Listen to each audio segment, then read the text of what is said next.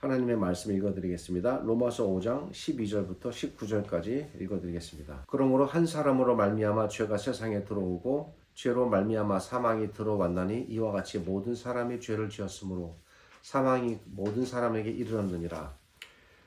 죄가 율법이 있기 전에도 세상에 있었으나 율법이 없었을 때에는 죄를 죄로 여기지 아니하였느니라. 그러나 아담으로부터 모세까지 아담의 범죄와 같은 죄를 짓지 아니한 자들까지도 사망이 왕노릇하였나니 아담은 오실자의 모형이라. 그러나 이 은사는 그 범죄와 같지 아니하니 곧 한 사람의 범죄를 인하여 많은 사람이 죽었은즉 더욱 하나님의 은혜와 또한 한 사람 예수 그리스도의 은혜로 말미암은 선물은 많은 사람에게 넘쳤느니라. 또 이 선물은 범죄한 한 사람으로 말미암은 것과 같지 아니하니 심판은 한 사람으로 말미암아 정죄에 이르렀으나 은사는 많은 범죄로 말미암아 의롭다 하심의 이름이니라.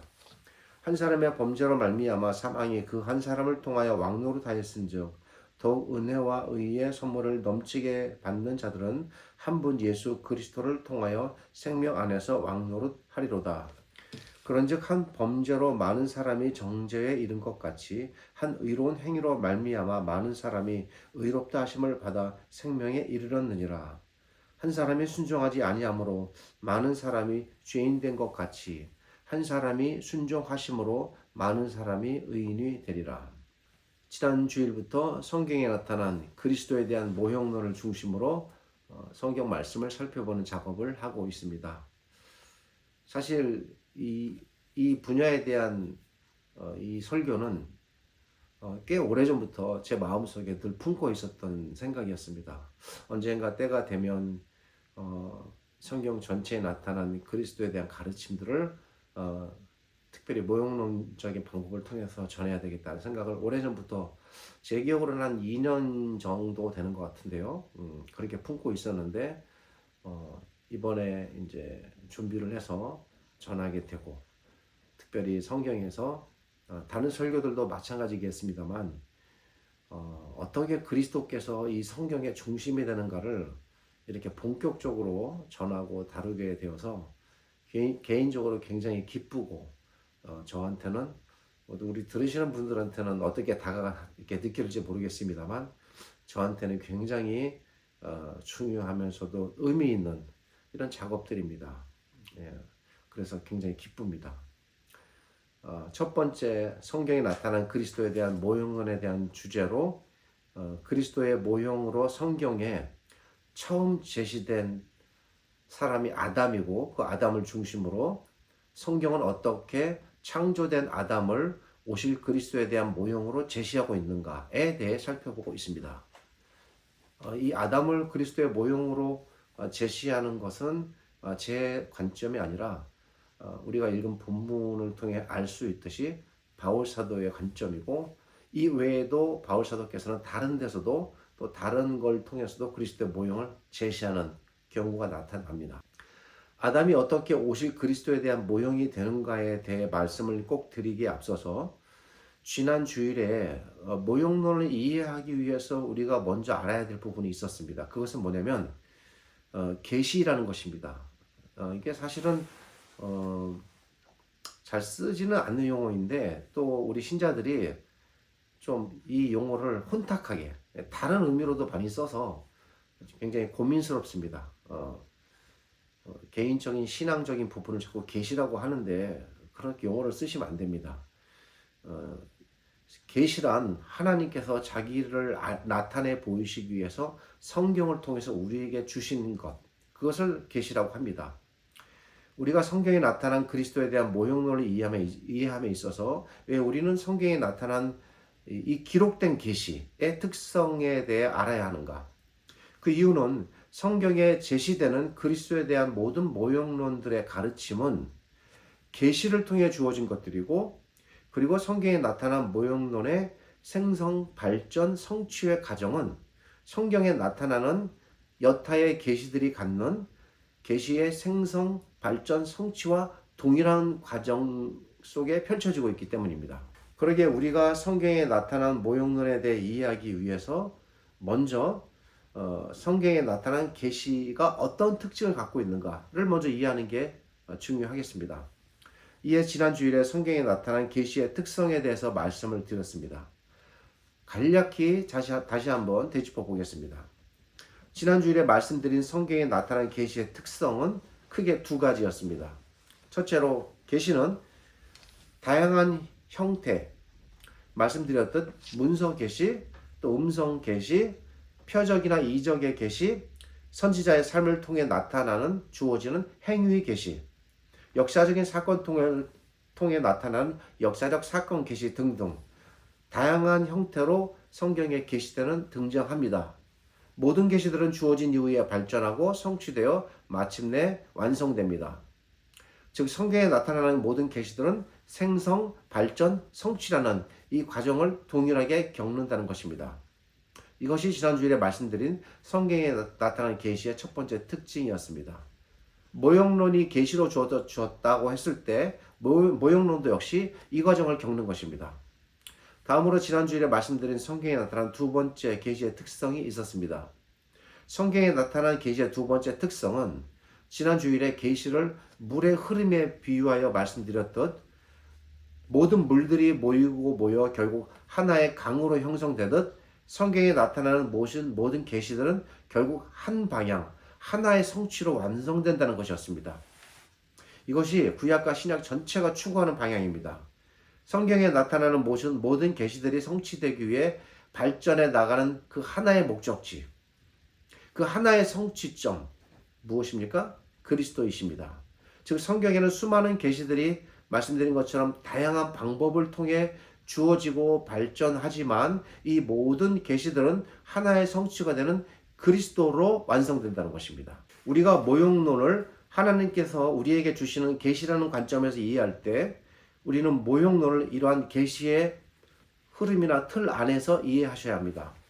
무슨 말씀인고 하니 하나님께서는 구약 성경을 통해 오실 그리스도에 대해 다양한 방법으로 계시하여 나타내 보이셨습니다. 그 중에 이제 첫 작업을 이번에 하고 있는 것입니다. 구약에 나타나는 오실 그리스도에 대한 모든 계시들은 하나의 성취, 즉 오시는 또 오실 그리스도를 통해 성취된다는 것입니다. 즉 하나님께서는 구약 성경을 통해 오실 그리스도를 미리 알려주시기 위해서 다양한 계시들을 통해서 오실 그리스도에 대해서 알려주셨습니다. 그래서 우리는 구약에 나타난 오실 그리스도에 대한 이러한 계시를 그리스도에 대한 모형으로 이해하게 되는데 구약에 나타난 그리스도에 대한 여러 모형들은 이 모형의 실체가 되시는 그리스도의 오심을 통해서 성취되고 완성되게 됩니다. 근데 이런 모형들이 하나만 있는 것이 아니라 여러 가지가 있다는 겁니다. 그리고 각각의 모형들은 각각의 방향에서 다양하게 조명해서 총체적으로 입체적으로 그리스도께서 오시면 이런 분이시겠구나를 다양하게 보여주는 겁니다. 이런 이유 때문에 우리가 모형론을 이해함에 있어서 무엇보다도 중요한 것은 성경에 나타난 계시의 특성이 무엇인가를 먼저 이해하는 것입니다. 그리고 지난주에 말씀드리기를 아담이 오실 그리스도의 모형으로 제시되었는데 아담이 오실 그리스도의 모형으로 제시되는 이 모형의 모습이 아담을 통해서 세 가지로 나타난다고 말씀드렸습니다. 그것은 첫째로 아담은 온 인류의 언약의 중보자로 오실 그리스도의 모형이 된다는 것입니다. 둘째로 아담은 온 인류를 죄에서 건져 생명에 이르게 하는 생명을 책임지는 자, 그런 인물로서 오실 그리스도의 모형이 된다는 것입니다. 셋째로 아담은 당시 지상의 하나님 나라인 에덴 동산의 왕으로 세움을 받게 됩니다. 그렇게 됨으로써 장차 오실 그리스도께서 하나님 나라의 왕으로 오실 것을 미리 알려주는 하나님 나라의 왕의 모형을 또 보여줍니다. 하나님께서는 아담을 지으실 때 아담의 이 세 가지 지위와 역할을 통해 아담이 장차 오실 그리스도를 나타내 보이시는 그리스도의 모형의 역할을 하기 위해서 아담을 그리스도의 모형으로 지으신 것입니다. 이런 부분들이 창세기 자체 안에는 명확하게 드러나지 않지만 우리가 신약을 통해서 이제 알게 되는 사실이고 본질적으로 이것이 아담 창조의 가장 근본적인 목적이라고 우리가 보는 것입니다. 마침내 그리스도께서 오셔서 아담이 모형으로 보여주었던 그 모형들을 실제로 이루심으로써 그리스도께서 아담의 실체가 되시는구나를 우리가 알게 되는 것입니다. 오늘 진행할 작업은 그렇다면 과연 아담은 오실 그리스도의 모형으로 지음받았다고 볼 수 있는가? 이 부분부터 정리가 되어야 하겠습니다. 그리고 이어서 살펴볼 내용은 아담이 그리스도의 모형으로 제시된 말씀드린 세 가지 중에서 첫 번째에 해당하는 것, 아담은 온 인류의 언약의 중보자로서 오실 그리스도의 모형으로 창조되었다라는 이 부분에 대해 살펴보고자 합니다. 하나님께서 아담을 창조하실 때에 아담을 오실 그리스도의 모형으로 세우시기 위해 창조하셨다는 사실에 대해서 본문 14절을 통해 바울사도께서 명확하게 제시합니다. 14절에서 바울사도께서 이렇게 전합니다. 아담은 오실 자의 모형이라. 여기서 아담은 하나님께서 세상을 처음 창조하실 때에 처음으로 지으신 사람, 즉 창세기 1장부터 3장에 등장하는 바로 그 에덴 동산의 아담을 가리킵니다. 절대 비유적인 표현이 아닙니다. 그리고 14절에 오실 자는 오실 분, 즉 그리스도를 가리킵니다. 따라서 14절에 아담은 오실 자의 모형이라 라는 이 말은 이해하면 이렇게 됩니다. 하나님께서는 아담을 창조하셨는데 하나님께서는 아담을 창조하실 때부터, 즉 처음부터 아담을 오실 그리스도의 모형으로 보여주시기 위해서 아담을 창조하셨다는 것입니다. 그러므로 이 말, 즉 하나님께서 아담을 오실 그리스도의 모형으로 지으셨다라는 것은 하나님께서 아담을 지으실 때 이미 이 땅에 아담과 같은, 즉 아담을 모형으로 보여지는 그 실체가 되는 그리스도를 보내실 하나님의 계획을 갖고 계셨으며 그 오실 그리스도의 모습을 구약시대에 미리 나타내 보이시기 위해서 그리스도의 모형에 해당하는 아담을 세상에 지으셨다는 것입니다. 그러니까 실체이신 그리스도는 나중에 오시지만 모형이 제시되었다는 측면에서 이미 구약시대에 각각의 모형들을 통해서 끊임없이 그리스도가 사람들에게 전해지는 겁니다. 그러니까 그런 측면에서 이 모형들은 구약시대에 오실 그리스도를 보여주는 모형의 역할을 하게 되는 것이고 이미 그리스도가 그렇게 구약시대 때부터 알려진 것입니다. 그러기에 우리는 아담의 창조라는 하나님의 창조 행위에 대하여 이미 그 하나님의 아담 창조 행위 속에는 하나님께서 장차 오실 그리스도를 보내시기 위한 하나님의 계획이 담긴 그런 의미에서 아담의 창조였다는 사실을 알아야 합니다. 하나님께서 아담을 창조하실 때에 이미 하나님께서는 오실 그리스도를 보내시기로 계획하셨으며 그 오실 그리스도를 미리 구약시대에 알려주시기 위해서 그리스도가 오면 이런 존재가 이런 분이다 알려주시기 위해서 아담을 창조하셨다는 겁니다. 우리가 하나님의 아담 창조를 이 관점으로 이해해야 합니다. 이것이 14절에 담긴 아담은 오실 자의 모형이라는 바울사도의 이 기록의 의미가 됩니다. 그리고 또한 이것이 우리가 아담을 그리스도에 대한 모형으로 이해할 수 있는 첫 발판이 되겠습니다.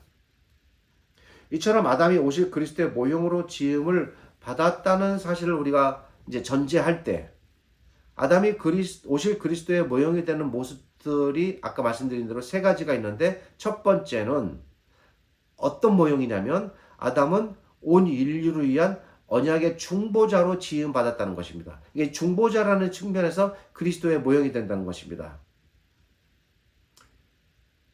그리스도께서는 온 인류를 구원하시기 위한 언약의 중보자로 이 땅에 오셨습니다. 그리스도께서 장차 언약의 중보자로 오실 것을 미리 구약시대에 알려주시기 위해서 하나님께서는 언약의 중보자이신 그리스도를 나타내는 그런 측면에서 아담 이외에도 여러 언약의 중보자들을 장차 오실 언약의 중보자이신 그리스도를 나타내는 구약의 중보자들로 세우셨습니다. 그런 인물들 중에서 첫 번째가 아담이고 이어서 나타나는 인물들이 노아, 아브람, 모세, 다윗 이렇게 됩니다. 이들 모두가 그리스도께서 장차 오신다면 자기 백성을 위한 언약의 중보자로 오실 것을 미리 구약시대에 보여주기 위해서 세움받은 구약시대의 언약의 중보자들이었습니다. 그런데 앞으로 다루겠지만 이러한 구약에 나타난 언약의 중보자들은 각기 다양한 중보자적 특징들이 있었습니다. 다 중보자로서의 세움을 받았지만 모든 게 똑같진 않습니다. 구약의 여러 인물들은 장차 오실 그리스도께서 언약의 중보자가 되신다는 사실은 본질적으로 같지만 그 언약의 중보자이신 그리스도께서 갖는 여러 특징들이 있었습니다. 그 각각의 특징들을 여러 중보자들이 말씀드린 대로 노아, 아브라함, 모세, 다윗 이런 중보자들이 다양하게 특징을 보여줍니다. 그 보여주는 특징 중에 하나로 보여주는 것이 아담의 경우입니다. 구약의 언약의 중보자들은 각기 다양한 면에서 다양한 특성으로 장차 그리스도께서 오시면 이런 중보자일 것이다 라는 여러 특징들을 각각의 인물들이 보여주는 겁니다. 이해가 되시죠?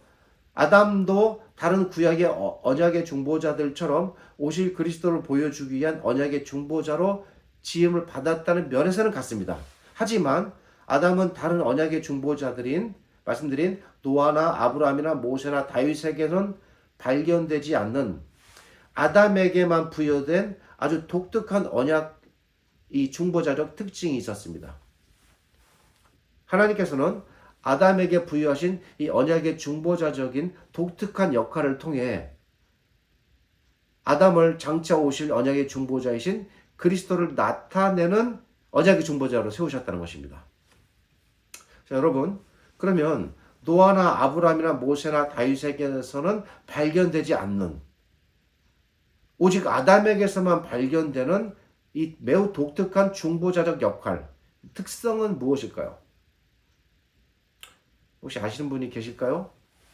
그것은 바로 아담은 다른 중보자들과 달리 행위 언약을 통해 아담이 온 인류의 언약의 중보자로 세움을 받았다는 사실입니다. 이게 아주 독특합니다.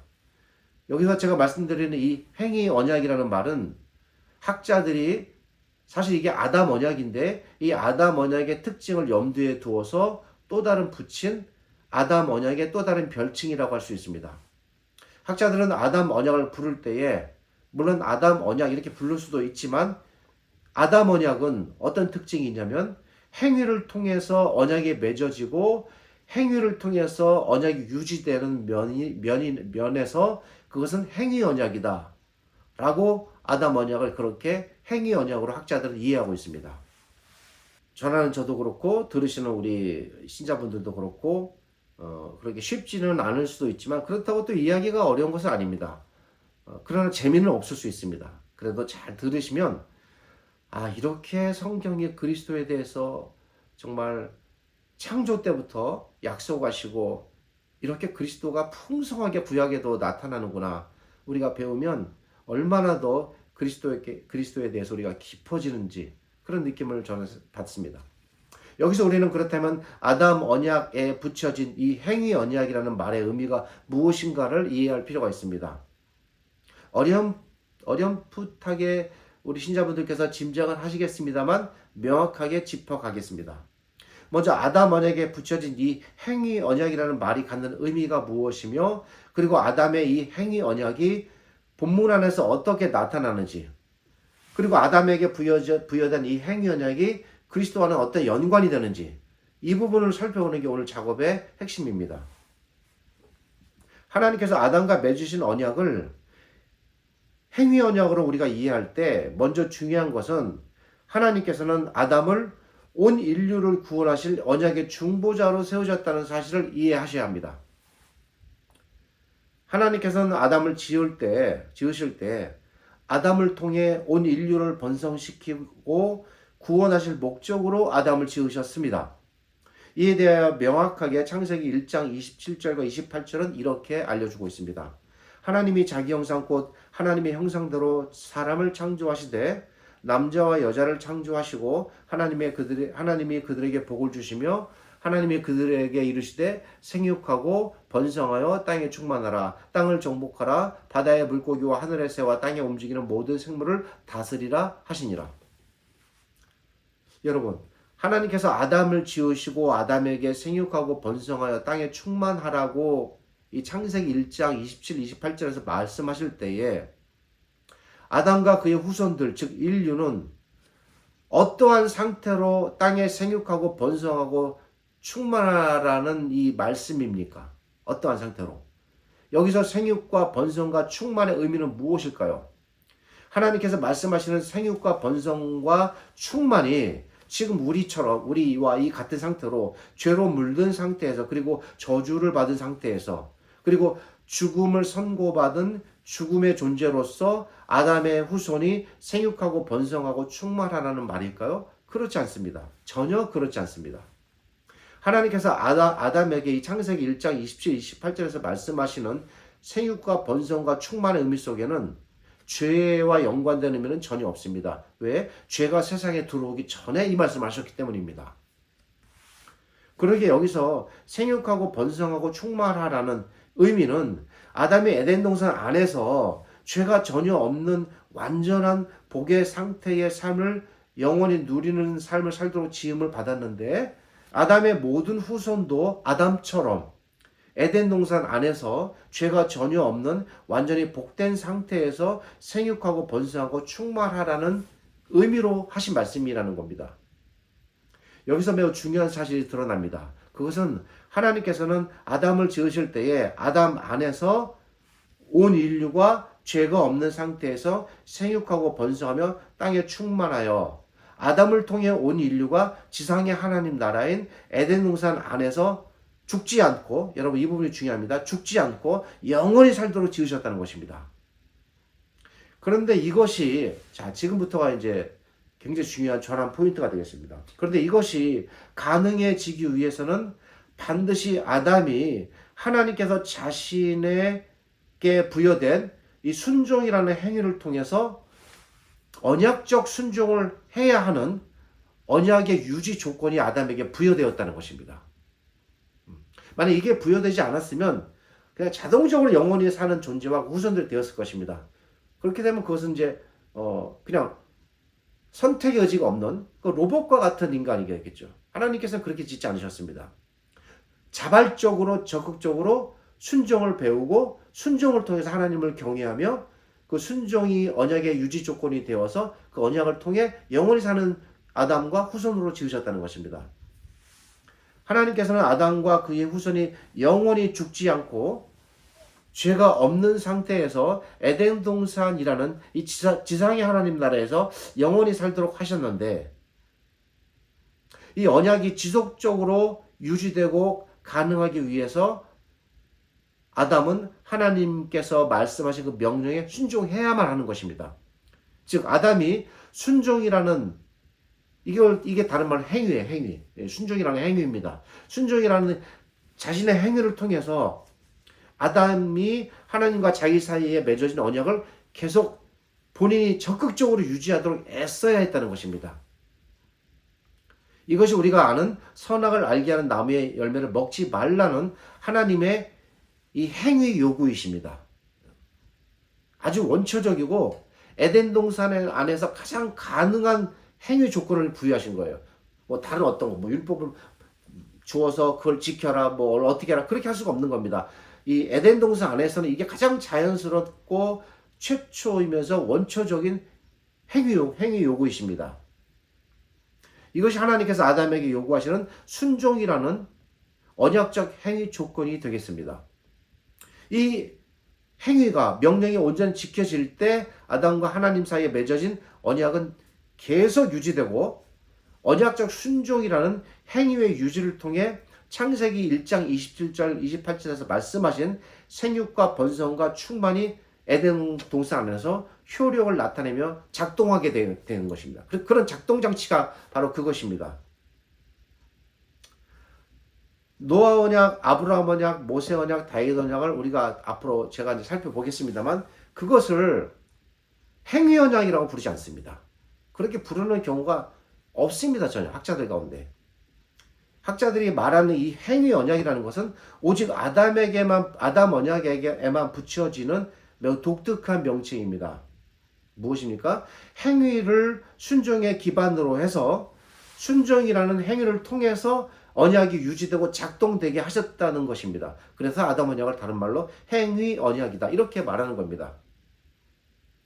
그런데 아담이 어떻게 했습니까? 만약 아담이 하나님의 명령을 잘 지켜 순종이라는 언약의 행위 조건을 지켰다면 한번 상상을 해봅시다. 우리 한번 가정해 보겠습니다. 아담의 모든 후손, 즉 인류는 에덴 동산이라는 하나님 나라 안에서 영원히 그리고 지금도 살고 있을 것입니다.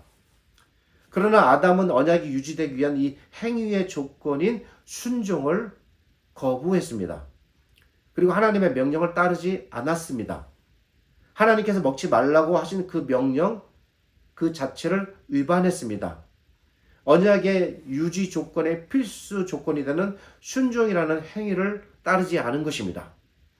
어떻게 되겠습니까? 언약은 그 행위라는 조건으로 언약이 유지되는 것이니까 행위가 무너지면 언약은 자동적으로 깨지는 겁니다.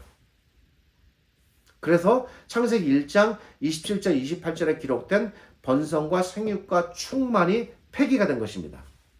그 폐기의 상징으로 에덴 동산이 폐쇄되고 에덴 동산에서 그가 내쫓긴 것입니다. 요 관계와 전개를 아시겠죠? 무슨 말씀입니까? 아담 한 사람이 언약의 유지 조건인 순종의 행위를 따르지 않음으로써 그가 에덴 동산에서 내쫓김으로써 에덴 동산에서 밖에서 태어나는 모든 인류는 아담과 같은 공동 운명체가 되었다는 것입니다. 아담과 똑같이 저주를 받고 죽음에 이르는 온 인류의 타락으로 죽음으로 전락된 것입니다. 온 인류가 그렇게 해서 행위의 유지 조건을 지키지 않은 아담 한 사람 때문에 온 인류가 저주받고 죽음의 선고를 받고 본질적으로 날 때부터 죄를 갖고 태어나는 죄인의 상태로 전락된 것입니다. 무엇 때문에? 아담의 이 행위의 불순종 때문입니다. 그러니까 행위 언약이 지켜지지 않으니까 언약이 깨진 것입니다. 이처럼 아담은 언약의 유지 조건인 순종의 행위를 따르지 않음으로써 즉 자신 한 사람만 망하는 것이 아니라 온 인류 전체를 망하게 한 것입니다. 순종이라는 언약적 행위를 따르지 않음으로써 자신에게 부여된 언약적 중보자의 역할을 감당하지 못했습니다. 실패했습니다. 아담은. 그런데 아담 한 사람이 언약적 행위를 지키지 않음으로써 아담이 언약의 중보자로서 실패하여 온 인류를 죽음에 이르게 했는데 만약에 누군가 그걸 되돌린다면 아담과 똑같은 위치에서 오셔서 그 전체를 다시 되돌려야 합니다. 아담과 같은 지위를 가지시고 오셔야 합니다. 그런 권한과 책임을 부여받으신 분이 오셔야 합니다. 그분이 그리스도이십니다. 그리스도께서는 아담과 전혀 다르게 자신에게 부여된 언약에 순종하는 행위를 하나님께 드림으로써 그리스도께서 아담이 만들어 놓은 온 인류의 멸망과 죽음이라는 이 상태에서 온 인류를 구원하여 온 인류를 생명의 상태로 되돌려 놓으신 것입니다. 이것이 지금 바울이 말하려고 하는 이 로마서 기록의 아담을 그리스도의 모형으로 제시하는 핵심적인 원리입니다. 원리적으로 본다면 아담이 망쳐놓은 온 인류의 운명을 그리스도께서 아담도 중보자이었고 그리스도도 중보자이십니다. 똑같이 중보자로 오셔서 아담은 행위를 통해 실패했지만 그리스도께서는 행위를 통해서 순종하셨습니다. 그래서 원리적으로 봤을 때 창세기 1장 27절 28절에 생육과 번성과 충만의 바로 그 상태가 영적으로는 지금 되돌려진 상태입니다. 우리는. 이게 대단히 중요합니다. 물리적으로 우리는 지금 하나님 에덴 동산 안에 있지 않아서 물리적인 하나님 나라 안에 우리는 없지만 이렇게 돌려졌기 때문에 회복되었기 때문에 우리는 영적으로 지금 하나님 나라 안에 그 옛날 에덴처럼 들어와 있는 것입니다. 지금 우리가 다만 우리가 그걸 미비하게 느끼고 잘 모를 뿐입니다. 그 결과 온 인류는 이 땅에서 하나님 나라의 백성으로서 지금은 보이지 아니하는 에덴 동산입니다. 그 안에 들어와서 우리가 지금 아담에게 부여되었던 생육하고 번성하고 충만하라는 이 복된 상태가 우리가 그리스도 안에서 회복되었습니다. 그래서 우리가 지금 그리스도 안에서 그리고 하나님 나라 안에서 생육하고 번성하고 충만한 영적 지위의 상태가 되었습니다. 이 회복의 기틀을 언약적인 순종의 행위를 통해서 아담은 실패하였지만 아담의 실체가 되시는 그리스도께서는 오셔서 이루셨다는 것입니다. 언약적 순종의 행위를 통해 언약의 중보자로서 실패한 아담을 대신하여 그리스도께서는 언약의 순종의 행위를 통해 언약을 완성으로 이끌어내셨다는 것입니다. 그리스도께서 언약의 중보자로서 순종이라는 행위를 통해 아담이 가지 않은 그 길, 중보자로서의 모습을 잃지 않으시고 온 인류를 죄와 죽음의 저주로부터 건지시기 위해 그리스도께서 나아가신 그 무거운 순종의 자리가 우리가 잘 아는 그리스도의 희생과 십자가의 죽음의 자리가입니다. 아담은 선악을 알게 하는 나무의 열매를 먹음으로써, 즉 순종의 행위인 언약적 행위를 따르지 않음으로써 온 인류를 멸망으로 몰아넣었다면, 그리스도께서는 십자가에 순종하여 적극적으로 나아가시는 그 순종의 행위예요. 이 부분이 중요합니다. 이 순종의 행위를 통해 행위인 이 죽음의 자리로 자발적으로 나아가심으로써 아담이 망쳐놓은 온 인류를 창조의 처음 목적이었던 구원과 회복의 자리로 되돌려 놓으셨다는 것입니다.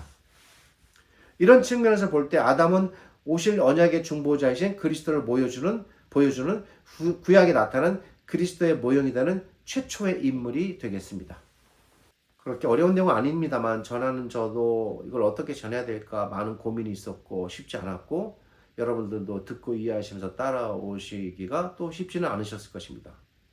그리스도께서 우리를 대신하여 십자가에 달려 죽으셨다. 그래서 우리가 죄를 용서받고 영원히 영원한 생명이 이르게 되었다. 이 사실은 명확한 사실이지만 그것이 어떻게 창세기 아담으로부터 예언되었고 어떻게 그리스도께서 실체가 되셔서 그 실패한 아담을 대신하여 이루셨고 그것을 성경에 어떻게 증거하고 외치는가 전하는가에 대해서 아는 것은 또 새로운 문제입니다. 그리스도께서는 아담의 실체로 이 땅에 오셔서 언약의 중보자가 되셔서 실패한 아담의 언약적 중보자의 역할을 완성해내셔서 온 인류를 죄와 죽음에서 건져내셨습니다. 아주 명확한 이 성경의 가르침, 이 성경의 논리를 여러분 잘 이해하셔야 합니다. 이러한 그리스도의 언약적 순종의 상태를 알려주는 구절이 그것이 바로 오늘 본문 18절과 19절이 되겠습니다. 18절과 19절은 이렇게 전합니다. 그런즉 한 범죄로 많은 사람이 정죄에 이른 것까지, 무슨 말입니까? 한 중보자의 잘못으로 많은 사람이 정죄에 이른 것 같이 한 의로운 행위로, 뭡니까? 여기서 의로운 행위는 뭐예요? 그리스도의 중보자적 순종의 행위예요.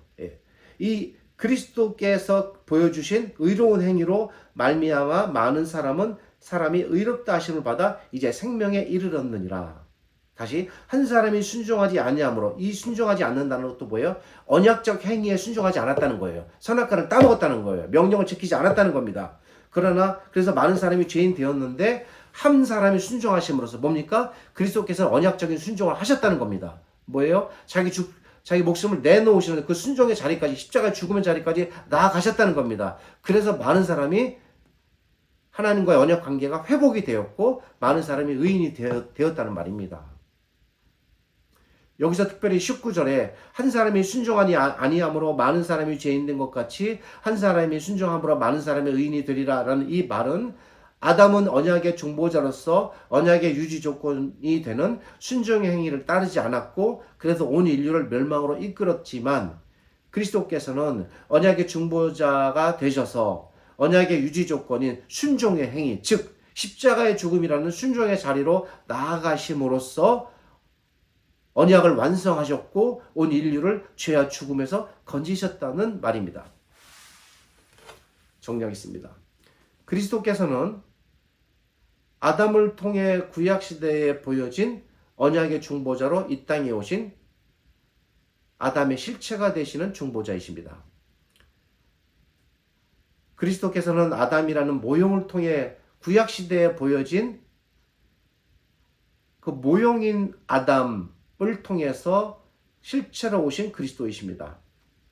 아담은 언약의 중보자로서 실패하였지만 그리스도께서는 십자가의 순종의 죽으심을 통해 아담이 실패한 그 언약을 회복시키셨고 완성시키셨습니다.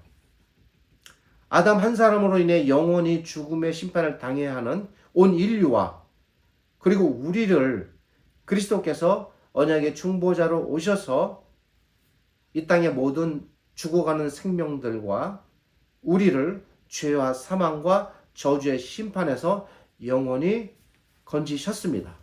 그리고 앞으로도 영원히 건지실 것이고 우리의 부활까지도 그렇게 이끌고 나가실 것입니다. 기도하겠습니다. 거룩하시고 귀하신 아버지 하나님 은혜를 감사드립니다. 그리스도에 대해서 우리가 참으로 알기가 어렵고 성경이 증거하는 그 깊고 오묘하고 풍성한 가르침을 다 헤아리기 어렵습니다.